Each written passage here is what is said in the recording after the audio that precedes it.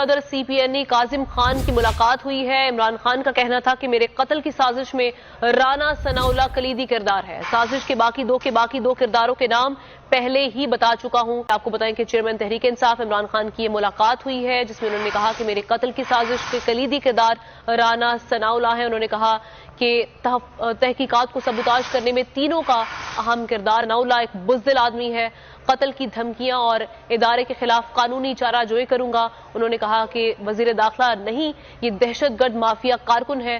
साथ ही साथ चेयरमैन तहरीक इंसाफ इमरान खान ने कहा कि इलेक्शन अगर मुकर्ररा तारीख से आगे गए तो समझे कानून खत्म।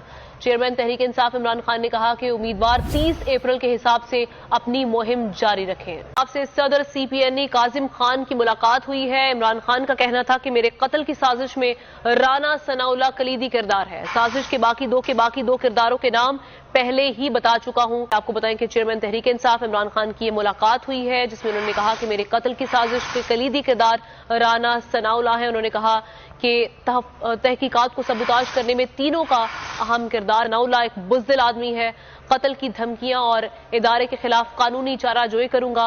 उन्होंने कहा कि वजीर दाखिला नहीं, ये दहशतगर्द माफिया कारकुन है। साथ ही साथ चेयरमैन तहरीक इंसाफ इमरान खान ने कहा कि इलेक्शन अगर मुकर्ररा तारीख से आगे गए तो समझे कानून खत्म।